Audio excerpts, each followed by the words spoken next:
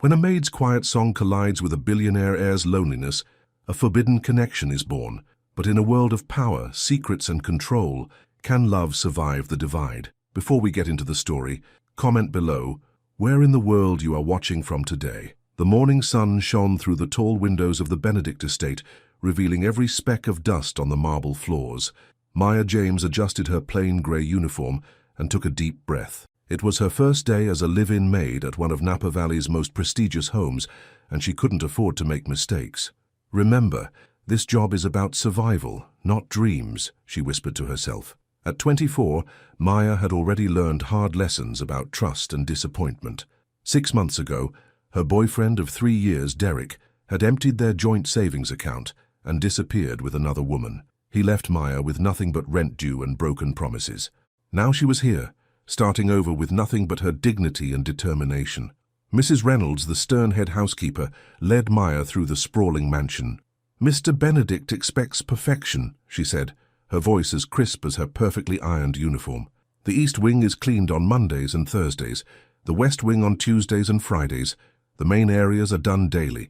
You'll have Sundays off, but you must remain on the property." Maya nodded, trying to memorize the layout of the enormous house. Gleaming wood floors, crystal chandeliers, priceless artwork. It was like cleaning a museum. "Does Mr. Benedict have family here?" Maya asked. Mrs. Reynolds pursed her lips. "Mr. Grant lives alone, though his stepmother visits often. He values his privacy above all else, remember that." Maya understood the unspoken rule. Be invisible. 3 floors above, in his private office, Grant Benedict stared at his computer screen without seeing it. At 31, he had more money than he could spend in 3 lifetimes. His family's wine empire had made the Benedicts famous throughout California, and his own tech company had recently sold for millions. Yet something was missing. His phone buzzed with a text from Claudia, the model he'd taken to dinner last week. "Dinner tonight? I'm wearing that dress you liked." Grant sighed and set the phone aside without answering. Claudia was beautiful and connected to all the right families. She was exactly the type of woman his stepmother Victoria approved of, the type of woman he always dated. So why did he feel nothing? A knock at the door interrupted his thoughts. "Come in," he called. Victoria Benedict swept into the room, elegant in a cream designer suit. At 55, she remained one of California's most formidable socialites, having married Grant's father when Grant was just 12. "Darling, you're not dressed yet," she said, frowning. "The Prescott's charity luncheon starts in an hour." Grant rubbed his forehead. "I have work to do, Victoria." "You always have work," she said, smoothing an invisible wrinkle from her sleeve. "But appearances matter, Grant. Your father understood that." The mention of his father, dead now for 5 years, still stung. William Benedict had built the family empire from nothing and expected his son to not only maintain it, but expand it. "The new Peterson girl will be there," Victoria added with a knowing smile. "Harvard Business School. Family owns half of Silicon Valley. She's quite pretty in that understated way you prefer." Grant stood up. "Fine. I'll be ready in 20 minutes. After Victoria left, Grant walked to the window overlooking the vineyard. Row after row of perfect vines stretched toward the mountains. Everything in his life was similarly ordered, controlled, and predictable, exactly as it should be. So why did it feel so empty? Maya spent her first week learning the rhythms of the massive house. She rose at 5 each morning, had breakfast in the staff kitchen, and worked steadily through her assigned areas. The other staff members were polite, but distant. Most had worked for the Benedicts for years and kept to themselves. She rarely saw Grant Benedict. He left early most mornings and returned late. When their paths did cross, he nodded politely and continued on his way. Maya was relieved. She'd heard stories about rich men who saw female staff as fair game. On Friday evening, Maya was finishing the main staircase when she heard the front door open. She kept her head down as Grant entered, with a tall, glamorous blonde woman. "The Tokyo deal is almost finalized," Grant was saying as they passed. "The board meeting next week should—" "Boring business talk," the woman interrupted, placing her hand on Grant's chest. "I didn't wear this dress to discuss corporate mergers." Maya kept her eyes on her work, but couldn't help noticing how the woman pressed herself against Grant. Another perfect, wealthy match for the master of the house. "Let me get you a drink," Grant said, his voice polite but distant. As they disappeared down the hall, Maya continued her work. She was nobody in this world of wealth and privilege, and that was exactly how she wanted it. "You're distracted tonight," Sophia Winters said, sipping her champagne as she lounged on Grant's leather sofa. Grant forced a smile. Just work stress. Sophia was the fourth woman Victoria had pushed him toward in the past month. Daughter of a tech billionaire, Princeton graduate, perfect pedigree for a Benedict. Your house is gorgeous, Sophia said, though I'd redecorate if it were mine. All this dark wood is so traditional. Grant felt a flicker of annoyance. The house had been designed by his mother before she died when Grant was 10. I like traditional. Sophia smiled indulgently. Of course you do, darling. Later, after Sophia left, Grant wandered restlessly through the quiet house. It was past midnight, and the staff would be asleep in their quarters. He found himself in the library, his favorite room, floor-to-ceiling bookshelves, the scent of leather and old paper. Here at least he could breathe. He poured himself a scotch and settled into his father's old chair. Tomorrow would bring more meetings, more social obligations, more of Victoria's matchmaking efforts. Is this all there is, he wondered. 2 weeks into her new job, Maya had settled into a routine. She worked hard, kept to herself, and saved every penny she could. She shared a small cottage on the property with Rosa, the cook, and felt grateful for the roof over her head. At night, she would sometimes sketch in a small notebook she kept hidden under her mattress. Before everything fell apart, Maya had been studying art at community college. Now those dreams seemed as distant as the stars visible from her window. On Thursday evening, Maya was assigned to clean the library. She loved this room best, with its warm wood and thousands of books. As she carefully dusted the shelves, she found herself drawn to a collection of art books. One volume featured Romare Bearden's collages, which had been her grandmother's favorites. Without thinking, Maya opened the book, losing herself in the vibrant images. Her grandmother had been the one who first put a paintbrush in her hands when she was just 7 years old. Art is how we tell the world who we are when words fail us, her grandmother used to say. Maya felt a pang of guilt for the months she'd gone without painting, but survival came first. Dreams would have to wait. She reluctantly closed the book and returned to her cleaning. The marble floors needed mopping, and she was behind schedule. Maya filled her bucket and began the methodical work. The house was quiet and she thought she was alone. Without realizing it, she began to hum softly, an old blues song her grandmother used to sing while cleaning houses herself. As she worked, the humming turned into soft singing, her rich voice filling the empty space. The familiar melody brought comfort, connecting her to her grandmother, to home.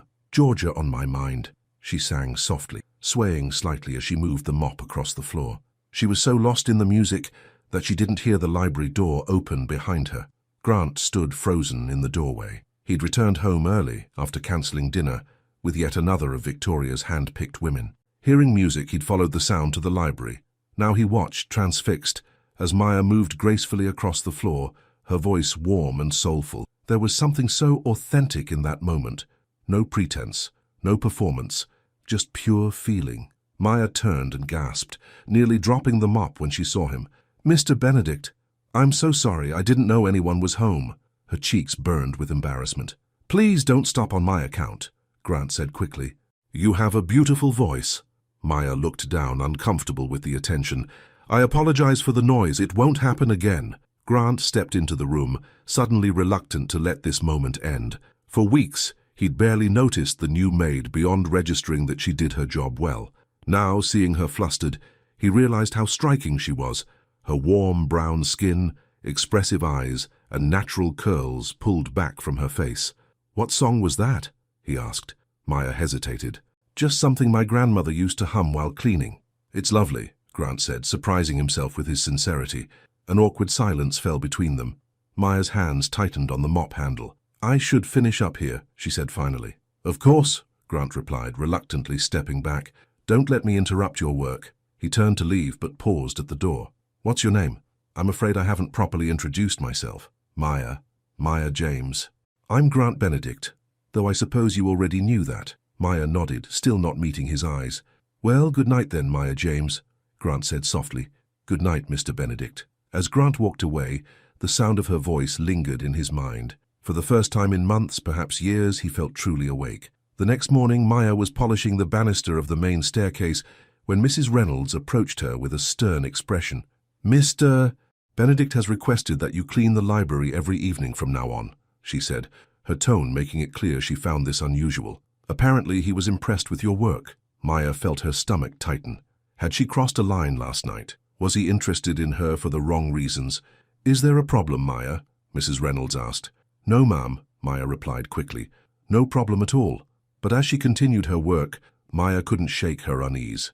She needed this job desperately. She couldn't afford complications, especially not with the man who signed her paychecks. That evening, Maya entered the library reluctantly, determined to clean quickly and leave. To her relief, the room was empty. She worked efficiently, keeping her humming to herself. She was nearly finished when the door opened and Grant walked in.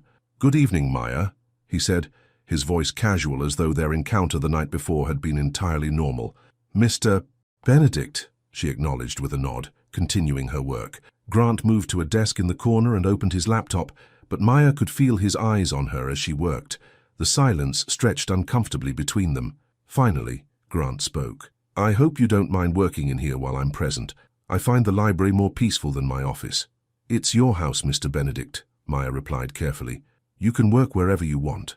Grant watched her methodical movements, the careful way she handled each object. "How long have you worked here now, Maya?"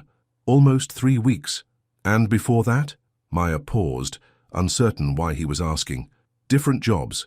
Waitressing mostly." Grant nodded, seeming genuinely interested. "Do you like working here?" The question caught Maya off guard. No employer had ever asked if she enjoyed her work before. "The pay is good," she answered honestly, "and the staff quarters are nice." "That's not what I asked," Grant said with a small smile. Maya met his eyes for the first time. "Does it matter if I like it?" "It's a job." Grant looked surprised by her directness. Most people in his world were careful never to challenge him. "I suppose you're right," he conceded. "Still, I hope it's not entirely unpleasant." Maya returned to her cleaning, unsure how to respond. This conversation felt dangerous, crossing lines that existed for good reasons. "To your song last night," Grant said after a moment. "You mentioned your grandmother?" Despite her reservations, Maya found herself answering, "Yes. She raised me after my parents died. She cleaned houses for 40 years. She taught you to sing while you work." A small smile touched Maya's lips at the memory. "She said it makes the time pass and keeps your spirit up. She had a song for everything." Grant leaned back in his chair, watching her. "My mother used to sing around the house too, before she died." The unexpected vulnerability in his voice made Maya look up. For a moment he wasn't the millionaire employer, but just a man remembering someone he'd lost. "I'm sorry," she said softly. Grant nodded, then seemed to catch himself sharing too much. He straightened and returned to his laptop. "Don't let me keep you from your work." Maya finished cleaning in silence, aware that something had shifted between them. As she prepared to leave, Grant spoke again. "Maya?" She turned at the door. "Yes, Mr. Benedict? Would it be all right if I worked in here tomorrow evening as well?" Maya hesitated, every instinct warning her to keep her distance. But there had been something in his eyes, not entitlement or predatory interest, but genuine loneliness, that resonated with her own. "It's your house, Mr. Benedict," she repeated, but this time with a small smile. "Good night." As she walked back to her quarters, Maya tried to ignore the flutter in her stomach. Grant Benedict lived in a different world, one where people like her were invisible except when needed. She couldn't afford to forget that, no matter how human he had seemed tonight. In his library, Grant sat staring at his computer screen long after Maya left. The models, socialites and heiresses Victoria paraded before him had never made him feel the way he had tonight, simply talking to a maid about her grandmother's songs. For the first time in years, Grant Benedict was intrigued by a woman, and for the first time in his life it was someone his family would never approve of. Neither of them realized it yet. But everything was about to change. Over the next 2 weeks, a routine developed. Each evening, Maya would clean the library while Grant worked at his desk. Their conversations started small, comments about the weather or a book Maya was dusting, but gradually grew more personal. "Did you always want to work in the wine business?" Maya asked one night as she polished the antique globe near his desk. Grant looked up from his laptop with surprise. The staff rarely asked him personal questions. "Actually, no," he admitted. "I wanted to be an architect, but my father had different plans."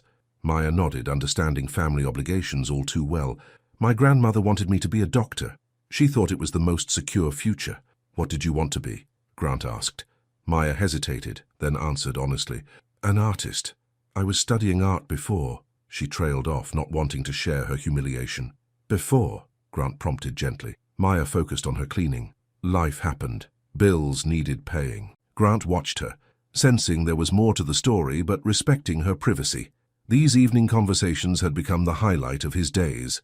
With Maya, he didn't have to pretend to be the perfect Benedict heir. He could just be Grant. "Do you still paint?" he asked. "Not anymore," Maya said, her voice betraying a hint of loss. "No time, no supplies." Grant nodded, making a mental note. Victoria Benedict arrived unannounced the following afternoon, letting herself in with her key. She was reviewing plans for the annual Benedict Vineyard Charity Gala, the social event of the season in Napa Valley. "The governor confirmed yesterday," she told Grant over lunch on the terrace, "and the Prescott girl, Elizabeth, will be attending. She's been asking about you." Grant sipped his water, disinterested. "That's nice." Victoria narrowed her eyes. "What's wrong with you lately? You've cancelled 3 dinner dates in the past month. People are starting to talk." "Let them talk," Grant said with a shrug. Victoria set down her fork. "Your father built this family's reputation over decades. The Benedict name means something in California. You have responsibilities." "To what? Marry someone from the right family? Live my entire life for appearances?" "Don't be dramatic," Victoria said sharply. "You know how this world works. The right connections maintain our position." Grant was saved from responding when Maya appeared at the terrace door. "Excuse me, Mr. Benedict. The florist is on the phone about the arrangements for next week's board meeting." Victoria turned, noticing Maya for the first time. Her eyes swept critically over the young woman, taking in her simple uniform, her natural beauty, the dignified way she held herself. "Thank you, Maya," Grant said, his voice softening noticeably. "Tell them whatever they did last time was fine." Maya nodded and retreated, aware of Victoria's calculating gaze. After Maya left, Victoria studied her stepson carefully. "Maya, you're on a first-name basis with the cleaning staff now?" "She's been here almost a month," Grant replied casually. Victoria said, her eyes narrowing. "Perhaps we should bring in someone with more experience. Reynolds mentioned this one is still learning the routines." Grant felt a flash of protectiveness. "Maya does excellent work. There's no need for any changes." Victoria said nothing more, but her expression made it clear she had noted his reaction and found it concerning. That evening, Maya arrived at the library to find it empty. Instead of the usual desk lamp, the room was lit with dozens of candles. On the central table sat a wrapped package. Confused, she approached cautiously. A card on top read simply, "For Maya." She opened it to find a complete set of professional art supplies. Paints, brushes, canvases, everything she could possibly need. The quality was obvious. These were expensive, top-of-the-line materials. "Do you like them?" Maya turned to find Grant in the doorway, watching her reaction. "Mr. Benedict, I can't accept these," she said immediately, though her fingers lingered on a sable brush with longing. "Why not?" Grant asked, moving closer. "Because—" Maya struggled to articulate what seemed obvious. "It's not appropriate. I work for you." "It's just art supplies, Maya," Grant said softly. "Not diamonds or cars.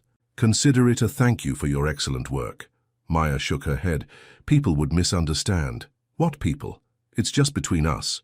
But that was exactly the problem. The growing connection between them felt dangerous, something to be hidden, and hidden things often led to trouble.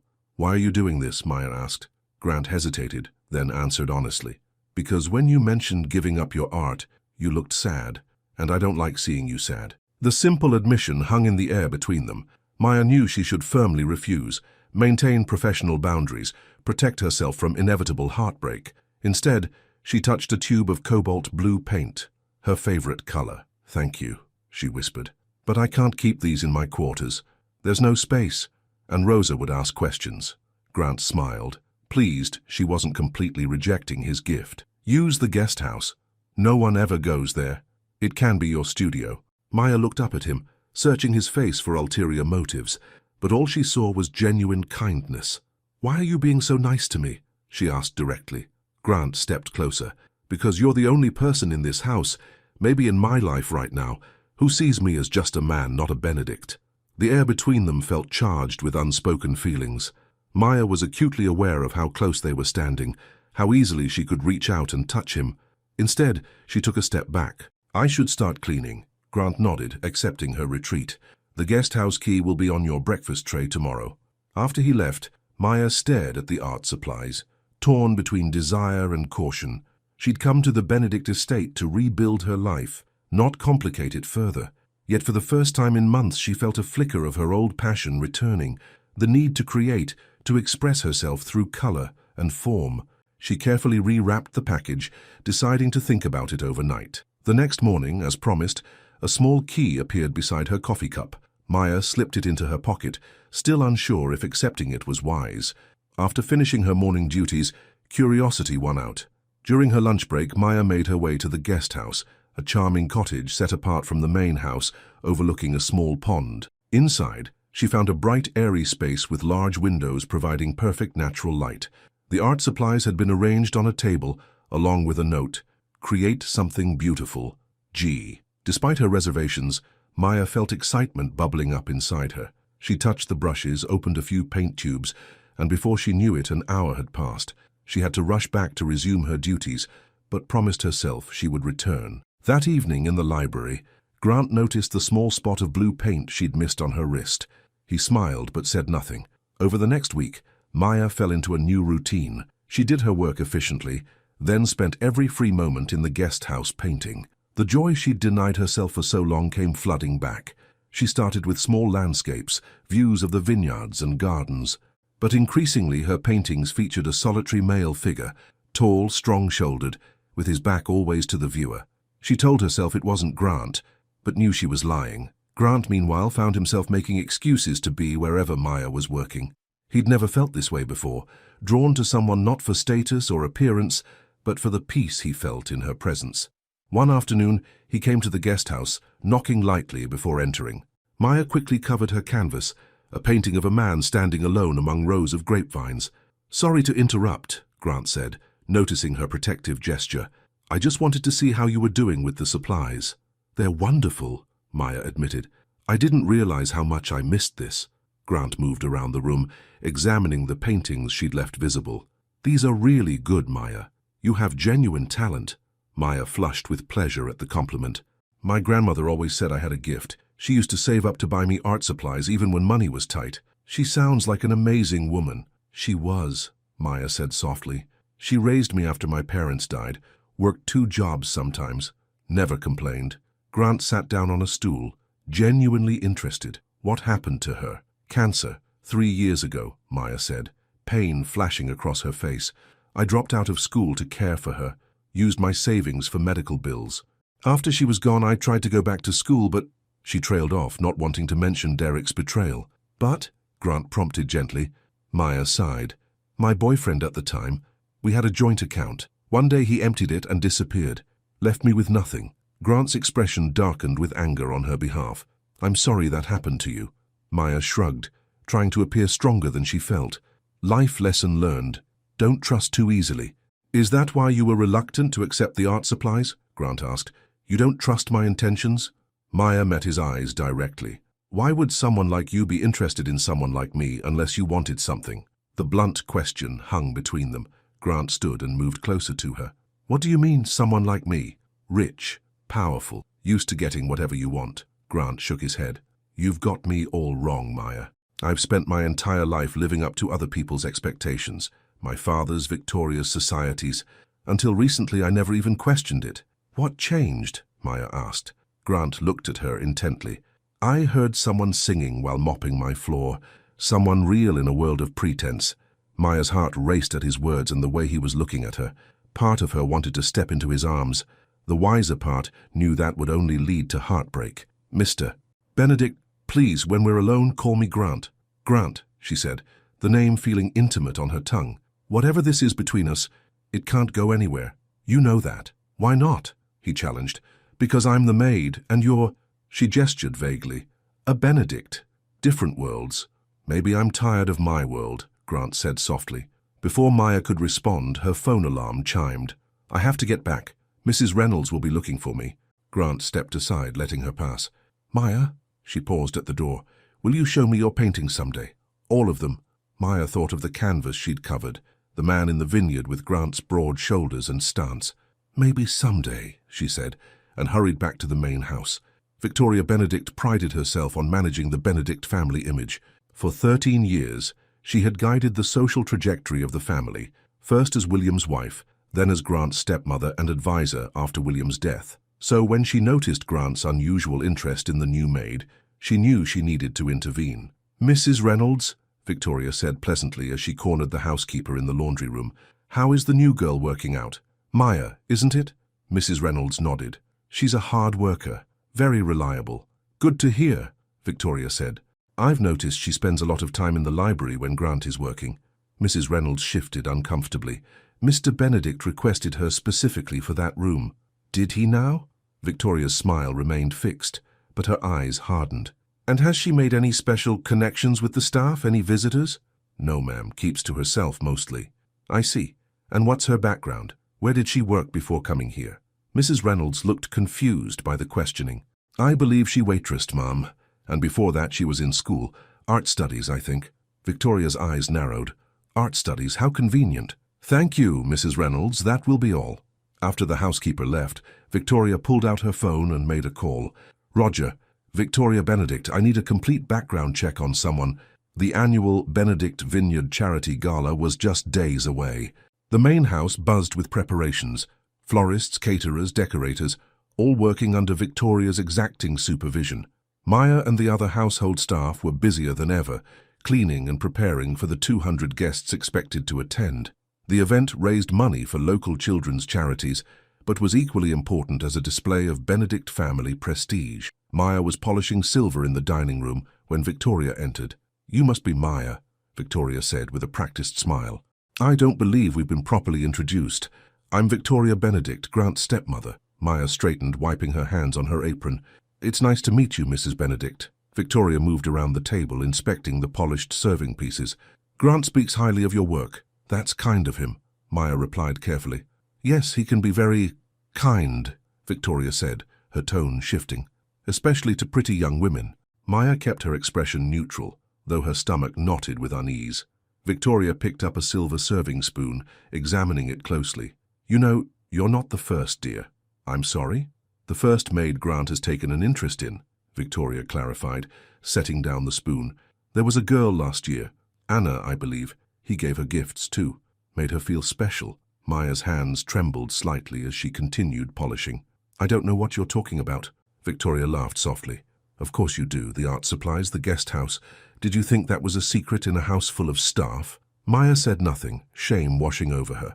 Put in those terms, it did sound tawdry, like she was just another conquest. "What happened to Anna?" she found herself asking. Victoria smiled. "Grant got bored, as he always does, and I had to let her go. It was awkward for everyone." Maya felt sick. Had she completely misread Grant's intentions? "I'm just trying to spare you the same heartbreak, dear," Victoria continued, her voice dripping with false concern. "Grant was raised in certain circles. He dates certain types of women. When the novelty of flirting with the help wears off, he'll return to his world, and you'll be left with nothing but gossip and humiliation." Maya squared her shoulders, refusing to show how deeply Victoria's words had cut. "Thank you for your concern, Mrs. Benedict. Is there anything else you needed?" Victoria's eyes hardened at Maya's composure. "Yes, actually. We're short-staffed for the gala. You'll be serving champagne to guests. Make sure your uniform is spotless." After Victoria left, Maya stood motionless, fighting back tears. The worst part was that Victoria's warning made perfect sense. What had she been thinking? Believing someone like Grant could genuinely care for someone like her. She was just a diversion, an exotic break from the polished society women he usually dated. And she'd been foolish enough to let her guard down. Grant noticed the change in Maya immediately. That evening in the library, she kept her distance, responding to his questions with polite but brief answers. "Is everything okay?" he finally asked. "Fine, Mr. Benedict," she replied formally. Grant frowned at her use of his surname. "Did something happen today?" Maya hesitated, then decided directness was best. "Your stepmother spoke with me." Grant's expression darkened. "What did Victoria say?" "Nothing that wasn't true," Maya replied, focusing on the bookshelf she was dusting. "She just reminded me of my place here." "Your place?" Grant repeated, his voice tight with anger. "As a maid, Mr. Benedict. Nothing more." Grant stood and walked to her, gently taking the duster from her hands. "Maya, look at me." Reluctantly, she met his eyes. "Whatever Victoria told you about me, about my intentions, it's not true." "She mentioned Anna," Maya said quietly. Grant looked confused. "Anna? The maid from last year?" "The one you gave gifts to. Made feel special. then discarded. Understanding dawned on Grant's face, followed by anger. There was no Anna, Maya. Victoria made that up. Why would she lie? To protect the Benedict name, Grant said bitterly. To keep me on the path she and my father laid out. To prevent me from... He stopped abruptly. From what? Maya asked. Grant's eyes softened as he looked at her. From falling for someone who makes me question everything I thought I wanted. Maya's heart pounded at his words. Grant, please don't. Don't what? Be honest. For the first time in years, I feel alive when I'm with you, Maya. You challenge me. You see past the Benedict name to who I actually am. And who is that? Maya whispered. Someone who's been sleepwalking through his own life, Grant said, taking her hand. Until now. Maya wanted desperately to believe him, but Victoria's words had planted seeds of doubt. Your stepmother is right about one thing. We come from different worlds. I don't care about that. You might not, but everyone else will, Maya said realistically. People like me don't end up with people like you except in fairy tales. Maybe it's time to write a new story, Grant said softly. He leaned closer, and for a moment, Maya thought he might kiss her. Part of her longed for it, while another part warned of the consequences. The library door opened suddenly and they jumped apart. Mrs. Reynolds stood in the doorway, her expression unreadable. Excuse me, Mr. Benedict, your stepmother is looking for you. Something about the seating chart for the gala. Thank you, Reynolds, Grant said, his voice steady despite the interruption. Tell her I'll be there shortly. After Mrs. Reynolds left, an awkward silence fell between them. I should go, Maya said finally. Grant nodded reluctantly. Maya, about the gala this weekend. I know. I'll be serving champagne. Your stepmother already told me. That's not... Grant began, but Maya was already leaving the room, her heart racing and her thoughts in turmoil. The night before the gala, Maya couldn't sleep. She slipped out of the staff quarters and made her way to the guest house. Painting always calmed her mind. She worked through the night, pouring her confused feelings onto canvas. As dawn broke over the vineyard, Maya stepped back from her work. The painting showed a man and woman standing on opposite sides of a grand staircase, he at the top in formal attire, she at the bottom in a simple dress. Between them stretched an impossible distance, yet their hands reached toward each other across the divide. Maya studied the painting, knowing she had captured the truth of her situation with Grant. No matter what he said about not caring about their differences, the world would always place them on separate staircases. Her grandmother's words came back to her. If a man sees you and tries to hide you, baby, he's not proud. He's just greedy. Let someone love you with both hands in the light. Would Grant Benedict ever love her with both hands in the light? Or would she always be the woman below the staircase, hidden, secret, not good enough to acknowledge publicly? As the morning sun illuminated her canvas, Maya made a decision. She would keep her distance from Grant, focus on her job, save money, eventually find another position, and move on with her life. No matter how much it hurt to walk away from the connection they'd found, some divides were simply too wide to cross.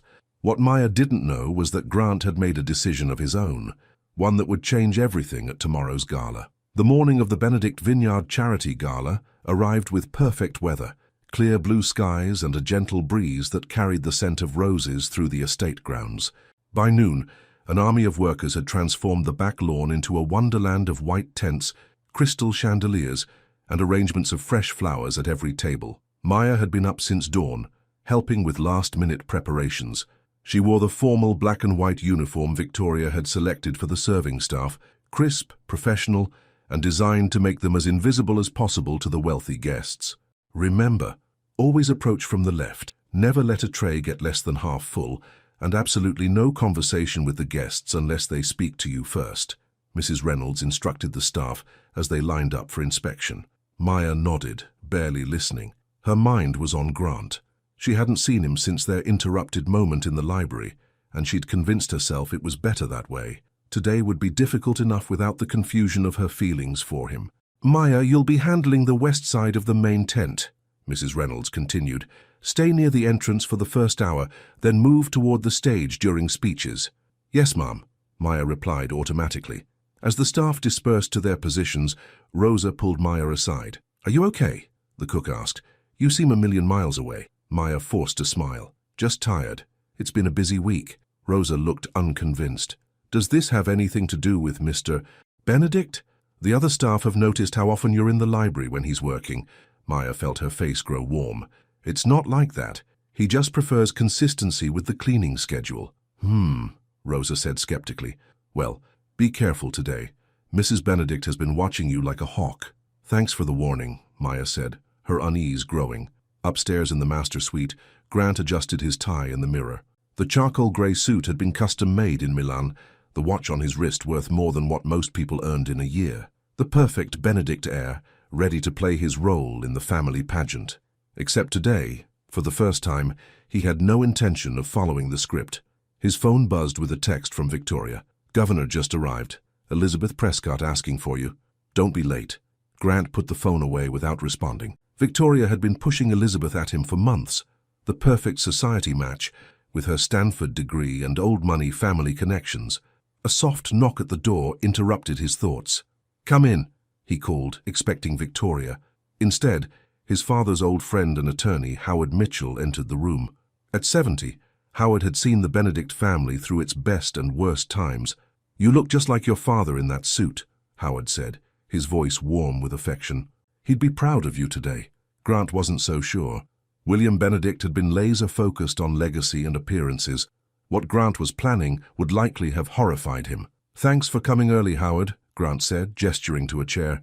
I need your help with something important. Of course, Howard replied, taking a seat. What's on your mind? Grant took a deep breath. I need to make some changes to the Benedict Trust. Today, Howard raised his eyebrows. The trust your father established. The one that Victoria helps manage until you're 35. That's the one, Grant confirmed. I've reviewed the terms. I can make changes with your signature as the trust executor. Howard studied Grant carefully. May I ask why the sudden urgency? Grant looked out the window at the gala preparations below. I'm tired of living my life by my father's rules and Victoria's manipulations.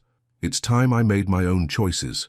Does this have anything to do with the young woman Victoria mentioned? The new maid? Grant turned sharply. What did she tell you? Howard shrugged.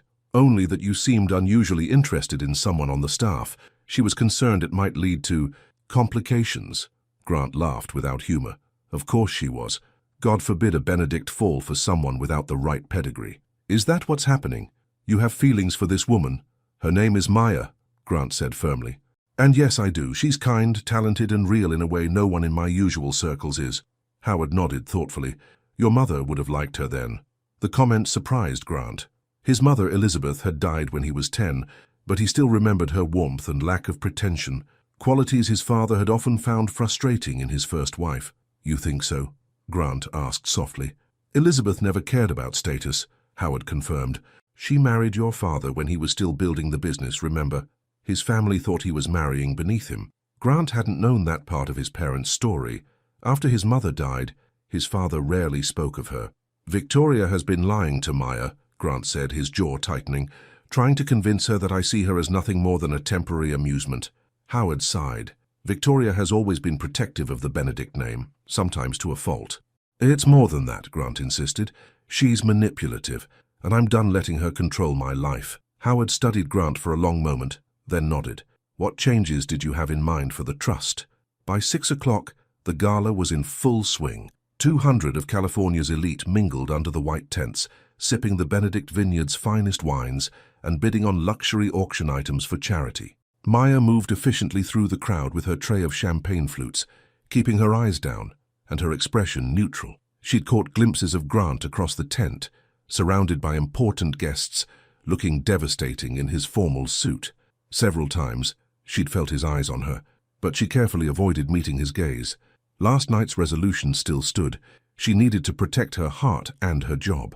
Victoria Benedict was in her element, gliding through the crowd in a designer gown, making introductions and ensuring the event reflected perfectly on the family. Beside her walked a stunning young woman with sleek blonde hair and a confident smile. Grant, darling, there you are, Victoria called, approaching where Grant stood with the governor. You remember Elizabeth Prescott? Grant shook the young woman's hand politely. Of course. Nice to see you again, Elizabeth. I was just telling Elizabeth about your expansion plans for the vineyard, Victoria continued smoothly. She's quite knowledgeable about wine investment. Stanford Business School, Elizabeth explained with a practiced smile. My final project was on luxury agricultural markets.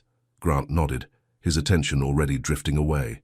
Across the tent, He could see Maya serving champagne, her graceful movements drawing his eye despite the crowd between them. Would you excuse me for a moment?" he said, stepping away from Victoria's carefully orchestrated introduction. Victoria's smile tightened, but she couldn't object in front of their guests. She watched with growing alarm as Grant made his way toward Maya. Maya saw Grant approaching and quickly turned in the opposite direction, slipping between groups of laughing guests. She wasn't ready to face him. Not here. Not now. She ducked into a smaller tent where the auction items were displayed, momentarily free from the crowd. Taking a deep breath, she straightened the glasses on her tray and prepared to return to her duties. "Running away from me?" Maya turned to find Grant standing just inside the tent entrance, his expression a mixture of determination and uncertainty. "I'm working, Mr. Benedict," she said formally, aware they might be observed. "Back to Mr. Benedict again?" Grant asked, stepping closer. "It's appropriate," Maya insisted, though her heart raced at his nearness. "Maya, we need to talk about what happened." "Nothing happened," she interrupted. "And nothing should happen. You know that." Grant shook his head. "That's Victoria talking, not you." "It's reality talking," Maya countered. "Look around you, Grant. This is your world." She gestured to the displays of luxury auction items, exotic vacations, designer jewelry, rare wines. "I don't belong here." "Neither do I most days," Grant said quietly. Before Maya could respond, a woman entered the tent, the blonde who had been with Victoria. Up close, Maya could see she was stunning, expensively dressed, perfectly groomed, exactly the type of woman who belonged on Grant Benedict's arm. "There you are," the woman said to Grant, her tone playfully scolding. "Victoria said the speeches are about to start." She glanced curiously at Maya, taking in the serving uniform and tray of champagne. "Elizabeth Prescott," she introduced herself with casual confidence. "I don't think we've met." "This is Maya James," Grant said before Maya could respond. "She works at the estate." Elizabeth nodded politely, clearly dismissing Maya as unimportant. "Victoria mentioned you might show me the new Cabernet vines after the speeches. I've been dying to see the organic growing methods you've implemented." The contrast between them couldn't have been more stark. Elizabeth with her effortless belonging, and Maya with her serving tray. This was the kind of woman Grant was supposed to be with, the kind that made sense in his world. "I need to get back to work," Maya said quietly, moving toward the exit. "Maya, wait," Grant called after her, but she was already gone, disappearing into the crowd of guests. Elizabeth raised a perfectly arched eyebrow. "Did I interrupt something?" Grant sighed, frustrated. "It's complicated." Elizabeth studied his face, then smiled with sudden understanding. "Ah, Victoria didn't mention that part." "What part?" "That you're interested in the help," Elizabeth said, her tone matter-of-fact rather than judgmental. "Don't look so shocked. It happens more often than people admit in our circles." Grant frowned. "It's not like that." "Maya isn't just—" "Grant, darling." Victoria appeared at the tent entrance, her smile fixed. "Everyone's waiting for your speech." With a last glance in the direction Maya had gone, Grant followed his stepmother to the main tent. Maya kept busy, moving through the crowd with mechanical efficiency. Her encounter with Grant and Elizabeth had only reinforced what she already knew. They lived in different universes. Elizabeth Prescott, with her easy confidence and obvious breeding, was the kind of woman who made sense in Grant's life. Maya was just the woman who cleaned his floors. The crowd began moving toward the main stage as Victoria took the microphone to introduce the evening's program. Maya positioned herself near the back, as instructed, ready to serve guests who stepped away for refreshments. "Welcome, friends, to the 30th Annual Benedict Vineyard Charity Gala," Victoria began, her voice warm and polished. "Your generosity tonight will help fund educational programs for underprivileged children throughout Napa Valley." She continued with practiced charm, thanking sponsors and recognizing important guests. Maya found herself studying Victoria, the perfect posture, the confident gestures, the way she commanded the room. No wonder Grant's father had married her after his first wife died. Victoria Benedict was a force of nature. And now, I'm delighted to introduce the man who has taken the Benedict legacy to new heights. My stepson, Grant Benedict. Applause filled the tent as Grant took the stage. He looked every inch the successful heir, handsome, confident, born to privilege. "Thank you, Victoria," he began, adjusting the microphone, "and thank you all for supporting tonight's cause." Maya watched from the shadows, allowing herself one last moment to admire him, before she committed to putting her feelings aside for good. "For 30 years, the Benedict name has been associated with tradition, excellence, and maintaining the highest standards," Grant continued, his voice strong and clear. Victoria beamed from the side of the stage, the proud matriarch. "But tonight, I want to talk about change," Grant said, his tone shifting. Victoria's smile faltered slightly. "My father built this business on the belief that the Benedict name should stand for something exclusive, available only to the select few who could afford it," Grant continued. "He valued status and connections above all else." The audience shifted uncomfortably. This wasn't the usual gala speech about charity and community. "For years I've followed that path without question," Grant admitted. "I've dated the right women, attended the right parties, said the right things." Maya froze, her tray of champagne forgotten in her hands as she listened. "But recently I've been forced to question what actually matters," Grant said, his eyes scanning the crowd. "Is it the social circles we move in? The family names we carry? Or is it something more fundamental, like authenticity, kindness, and the courage to be true to yourself regardless of circumstances?" Victoria was no longer smiling. She stepped forward as if to intervene, but Grant continued before she could reach the microphone. 3 months ago, a woman came to work at the Benedict estate. She had every reason to be bitter about life. She'd been betrayed, had lost her savings, and had to give up her dreams to survive. Maya's heart pounded as she realized he was talking about her. Guests began looking around curiously. "Instead of bitterness, she brought dignity and grace to everything she did," Grant continued, his voice growing more passionate. "She reminded me what it means to find joy in simple things, like songs your grandmother taught you, or the perfect shade of blue in a painting." Whispers rippled through the crowd. Victoria's face had gone pale with anger and shock. "For weeks I've watched this remarkable woman doubt her own worth because people like us," he gestured to the wealthy crowd, "have created a world that measures value by bank accounts and family trees instead of character." Maya wanted to disappear, to run from the tent and hide. Every eye seemed to be turning toward her, the only staff member standing frozen in place instead of working. "Tonight, that changes," Grant declared. "At least for me." He stepped down from the stage and began walking through the crowd. People parted before him, murmuring in confusion and curiosity. Maya stood rooted to the spot, unable to move as Grant approached. Her hands trembled, champagne glasses clinking softly on her tray. "Grant, what are you doing?" Victoria hissed, hurrying after him. Grant ignored her, his eyes fixed on Maya as he reached her. "Maya James is the most authentic person I've ever met," he said, loud enough for those nearby to hear. "And I'm tired of pretending I'm not falling in love with her." Gasps and whispers erupted around them. Maya felt dizzy with disbelief. "Grant, please," she whispered. "Don't do this." "Why not?" he asked softly. "Because you'll regret it tomorrow, when all these people judge you for it." "I don't care what they think anymore," Grant said, gently taking the tray from her trembling hands and setting it on a nearby table. "I only care what you think." Victoria pushed through the crowd, her face a mask of controlled fury. "Grant, you're making a scene. Think about what you're doing to the Benedict name." "I'm honoring it," Grant replied without looking at her, "by being honest for once." He took Maya's hand, ignoring the shocked expressions of the guests around them. "Maya, I know this is sudden and public and probably terrifying, but I need you to know that I see you, not as the maid, not as someone beneath me, but as the extraordinary woman you are." Maya was acutely aware of hundreds of eyes on them, wealthy donors, business associates, society friends, all watching with varying degrees of shock and fascination. "A woman once told me," Grant continued, his voice softening as he spoke only to her, "if a man sees you and tries to hide you, he's not proud, he's just greedy." Maya's eyes widened. "My grandmother's words. How did you—" "You mentioned it once," Grant said with a small smile. "It stuck with me. And she was right.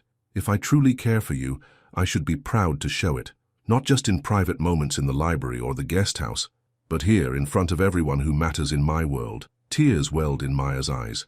No man had ever stood up for her this way, putting himself at risk, challenging his entire social circle. "Grant, this is absolutely inappropriate," Victoria snapped, grabbing his arm. "You're embarrassing yourself in this family."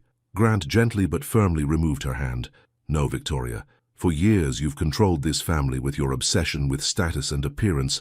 That ends tonight." He turned back to Maya, who stood paralyzed with conflicting emotions, fear, hope, disbelief. "Say something, please," Grant urged softly.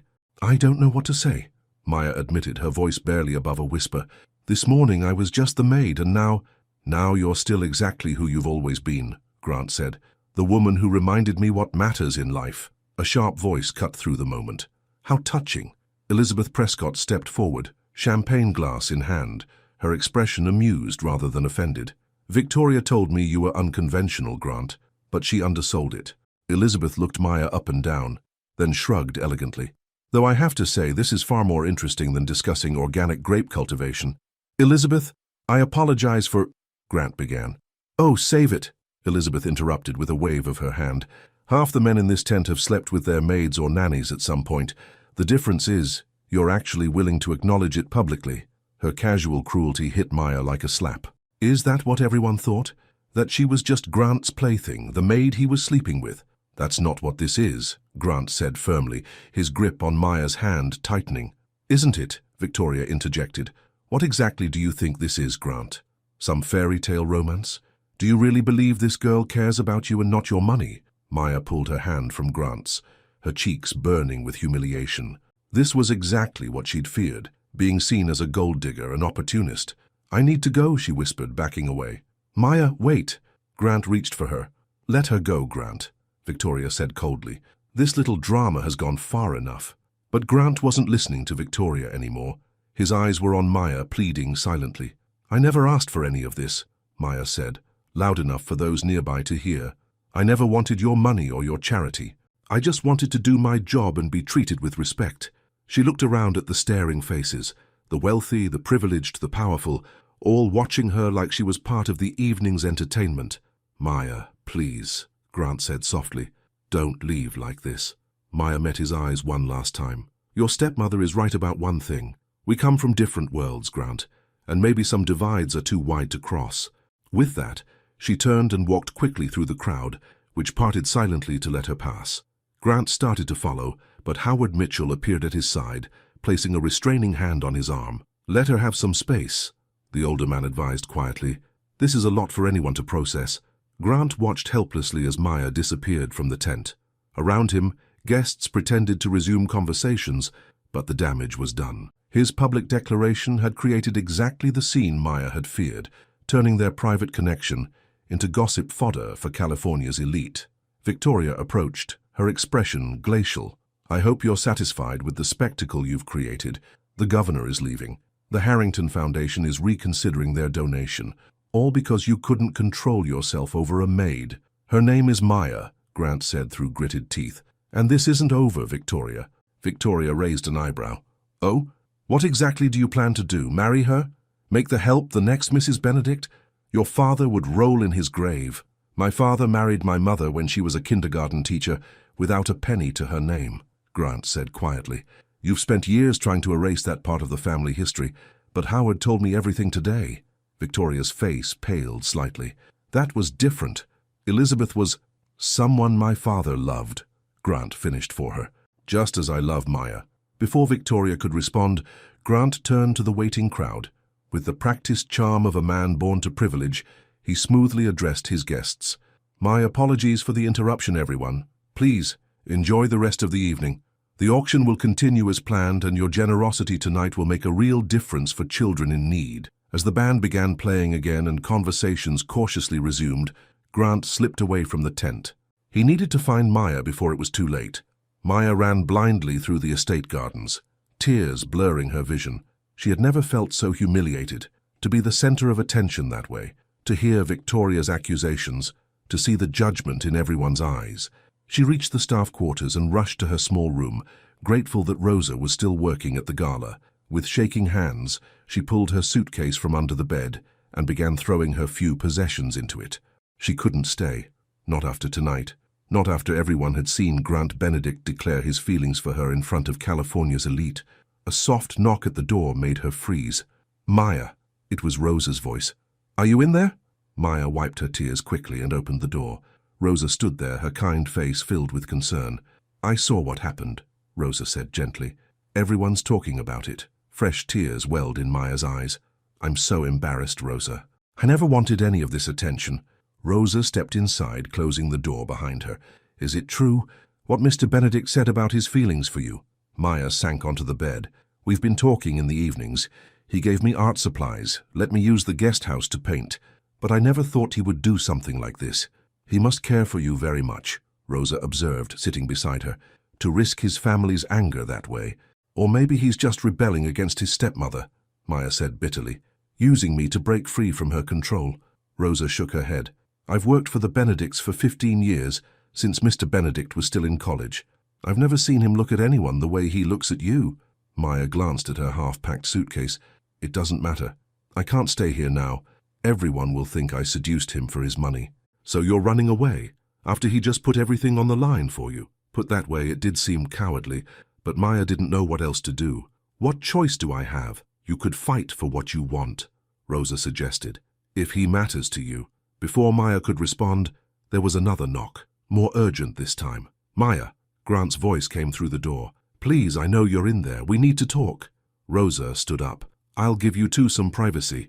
No, wait, Maya began, but Rosa was already opening the door. Grant stood in the hallway, still in his formal suit, but with his tie loosened and his hair slightly disheveled, as if he'd been running his hands through it in frustration. Thank you, Rosa, he said as the cook slipped past him. Don't break her heart, Mr. Benedict, Rosa warned quietly before walking away. Grant entered the small room, taking in the suitcase on the bed with alarm. You're leaving? What did you expect? Maya asked, her voice unsteady. After that scene, I expected you to at least hear me out before running away, Grant said, closing the door behind him. The tiny staff bedroom suddenly felt even smaller with his presence. This was the first time Grant had ever been in her personal space, and the contrast between his expensive suit and her humble surroundings couldn't have been more stark. You humiliated me in front of everyone, Maya said, anger finally breaking through her shock. Do you have any idea what people are thinking right now? What they're saying about me? I don't care what they think, Grant insisted. Well, I do, Maya shot back. I have to live in this world, Grant. I have to work for a living. Do you think anyone in Napa Valley will hire me now? The maid who seduced Grant Benedict? Grant looked stricken. That's not what happened. That's not what I said out there. It doesn't matter what you said, it matters what people heard. Maya paced the small room, too agitated to sit still. Your stepmother made it perfectly clear what everyone thinks, that I'm after your money, that I'm some gold digger who— Victoria doesn't speak for everyone, Grant interrupted, and she certainly doesn't speak for me. She didn't have to.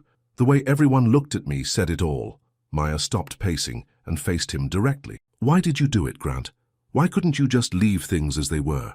Because I'm in love with you, Grant said simply, and I'm tired of pretending otherwise. The words hung in the air between them. Maya had never heard them from a man before, not with such quiet certainty. You can't love me, she said finally.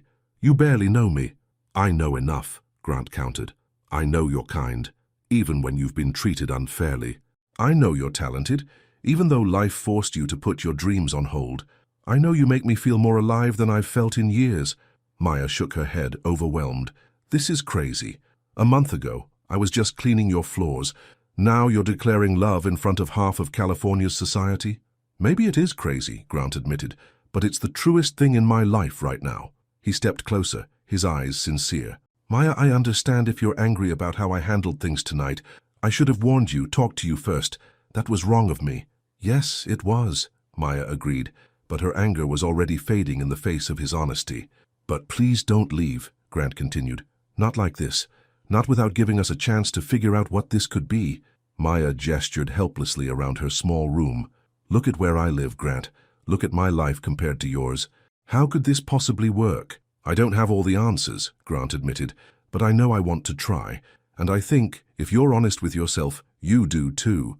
Maya felt torn between self-protection and the undeniable pull she felt toward this man who had turned his world upside down for her. What about your stepmother? Your family business? All those society people who expect you to marry someone like Elizabeth Prescott? Grant's expression hardened. Victoria doesn't control me anymore. As for the business, it will survive. And society, he shrugged. They'll gossip for a week, then move on to the next scandal. He took her hand gently. The question isn't what they want, Maya. It's what you want.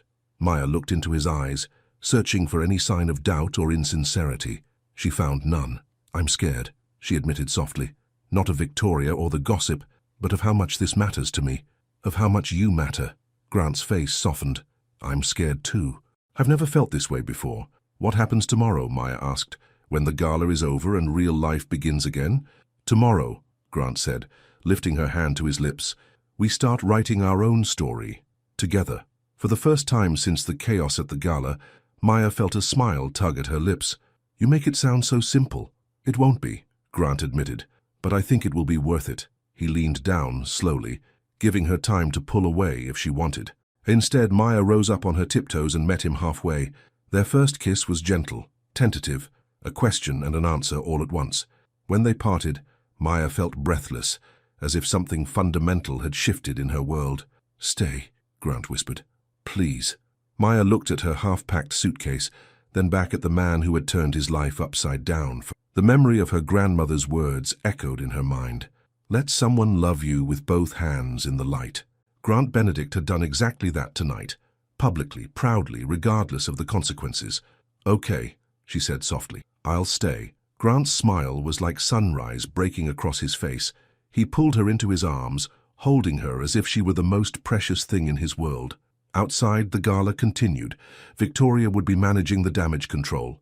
The guests would be gossiping. The staff would be whispering. Tomorrow would bring new challenges, more disapproval, more obstacles, more proof of how different their worlds were. But for tonight, in this small room, none of that mattered. For tonight, they were just a man and a woman standing at the beginning of something real, and for the first time in years, Maya allowed herself to hope. The morning after the gala dawned bright and clear, but the atmosphere inside the Benedict estate was anything but sunny. Staff members whispered in corners, quickly falling silent whenever Maya appeared. The grand event had been dismantled overnight, but the gossip it generated was just beginning to spread. Maya sat nervously at the small table in her quarters, hands wrapped around a mug of coffee. She had barely slept, her mind replaying Grant's public declaration and their conversation afterward. She had agreed to stay, to give their relationship a chance, but in the harsh light of morning, doubts crept back in. A knock at her door made her jump. Rosa entered, carrying a newspaper. "You might want to see this," she said, placing it on the table. Maya's stomach dropped as she saw the headline, "Benedict Heir declares love for Maid at charity gala." Below was a photo of Grant on stage, and a smaller one of Maya in her serving uniform, clearly taken without her knowledge. "How did they get my picture?" Maya asked, horrified. Rosa shook her head. "Someone must have tipped off the press. They've been calling all morning." Maya felt sick. "What am I supposed to do now? I can't even leave my room without everyone staring at me." "Mr. Benedict called a staff meeting for 9 o'clock, Rosa informed her. "Everyone's required to attend." Maya glanced at the clock, 30 minutes away. "Did he say why?" "No, but Mrs. Benedict arrived an hour ago. She doesn't look happy." After Rosa left, Maya dressed carefully in her regular uniform, unsure what the day would bring. Part of her still wanted to pack her bags and disappear, avoid the drama and humiliation, but she had promised Grant she would stay. At 9 o'clock sharp, Maya slipped into the back of the staff room where the household employees had gathered. Mrs. Reynolds stood at the front, her expression even more severe than usual. Beside her was Victoria Benedict, elegant in a tailored suit despite the early hour, her face a mask of controlled anger. Grant entered last, looking tired but determined. His eyes found Maya immediately, and he gave her a small, reassuring smile before addressing the assembled staff. "Good morning, everyone. Thank you for coming," he began formally. "I know there have been some unusual developments since last night's gala." A few staff members exchanged glances, while others studied the floor. "I want to be clear about a few things," Grant continued. "First, Ms. James's position here was earned entirely on her own merit. Any suggestion otherwise is false and will not be tolerated." Victoria's lips thinned to a tight line, but she remained silent. "Second," Grant went on, "my personal relationship with Ms. James is exactly that, personal. It should have no bearing on the daily operations of this household." He looked directly at Mrs. Reynolds. "I expect every staff member to maintain professional courtesy and respect toward Ms. James, just as they would toward any colleague." Mrs. Reynolds nodded stiffly. "Of course, Mr. Benedict." "Finally," Grant said, his voice softening slightly, "I understand this situation may feel uncomfortable for some of you. If anyone wishes to seek employment elsewhere because of these circumstances, I will provide excellent references and 3-month severance pay." Murmurs rippled through the staff. Such generous terms were unheard of. "That's all," Grant concluded. "Thank you for your time and discretion." As the staff began to disperse, Grant made his way to Maya, ignoring Victoria's attempt to intercept him. "Could I speak with you privately?" he asked Maya. She nodded, aware of every eye in the room watching them. Grant led her to his office and closed the door behind them. For a moment he simply looked at her, as if reassuring himself she was really there. "You look tired," Maya observed softly. "I didn't sleep much," Grant admitted. "I was afraid I'd wake up and find you gone." "I considered it," Maya said honestly. Grant nodded, unsurprised. "I wouldn't have blamed you. Last night was, intense." "That's one word for it," Maya agreed with a small smile. "I saw the newspaper." Grant winced. "I'm sorry about that. Victoria's probably behind it, trying to embarrass both of us into ending things." "Will it work?" Maya asked, needing to hear his answer. "Not a chance," Grant said firmly. "Unless you've changed your mind." Maya took a deep breath. "I haven't. But Grant, we need to be realistic. This won't be easy." "The best things rarely are," he replied, reaching for her hand. A sharp knock interrupted them, and Victoria entered without waiting for a response. Her eyes narrowed at their joined hands. "Am I interrupting?" she asked coldly. "Yes," Grant replied, not releasing Maya's hand. "What do you need, Victoria?" "The board members are calling. The charity committee is in an uproar, and your father's oldest friends are concerned about your mental state," Victoria said. "All because of your little performance last night." Maya tried to pull her hand away, but Grant held firm. "I appreciate your concern," Grant said evenly, "but my personal life is no longer your business." Victoria laughed without humor.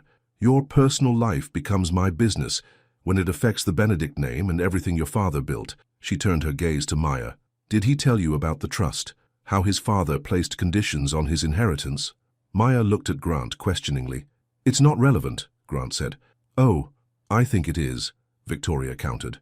"Grant can't access his full inheritance until he's 35, unless he marries someone his father would have approved of. Someone from the right background, the right circles." She smiled thinly at Maya. "Which, my dear, would never include a maid with no family connections and a community college education." Maya felt as if she'd been slapped. She pulled her hand from Grant's, this time more forcefully. "Is that true?" she asked him. Grant sighed. "Technically, yes. My father set up the trust with those conditions. But Victoria is leaving out something important." "Which is?" Maya prompted. "I met with Howard, my father's attorney, yesterday before the gala. I've changed the terms of the trust. Victoria no longer has any say in the Benedict enterprises, and the marriage clause has been removed." Victoria's face flushed with anger. "You had no right—" "I had every right," Grant interrupted. "Howard confirmed it. The trust was always designed to give me final authority. You just convinced me for years that I couldn't challenge my father's wishes." He turned back to Maya. "The money doesn't matter to me. What matters is that you know I'm not choosing between you and my inheritance. I've dealt with that so it won't hang over us." Maya felt overwhelmed. She had never been the cause of such conflict, such dramatic life changes. "I think I need some time to process all this," she said quietly. Grant nodded, respecting her need for space. "Take all the time you need. I'm not going anywhere." Victoria looked between them, her plans to use the trust as a wedge clearly failing. "This isn't over, Grant. You're making a terrible mistake." "The only mistake was letting you control my life for so long," Grant replied calmly. "That ends now." After Victoria stormed out, Maya sat heavily in a chair. "She really hates me." "She hates losing control," Grant corrected. "It's not personal. At least, not entirely. Victoria has spent years positioning herself as the matriarch of the Benedict family. You represent a threat to that position." "Because I'm not from your world," Maya said. Grant knelt in front of her chair. "Because you've helped me see beyond that world, and she knows it." He took her hands in his. "Maya, I meant what I said. Take the time you need. This has all happened so fast." Maya nodded gratefully. "What happens now?" "With my job, I mean." "Whatever you want," Grant said. "You can continue working here if that makes you comfortable. Or not. It's your choice." The freedom of that choice, to stay or go, to work or not, was something Maya had never experienced before. Her entire adult life had been dictated by financial necessity. "I need to think about it," she said finally. Grant nodded and stood up. "I understand. I have meetings in the city today, but I'll be back this evening. Will you have dinner with me? Just the two of us?" Despite her confusion,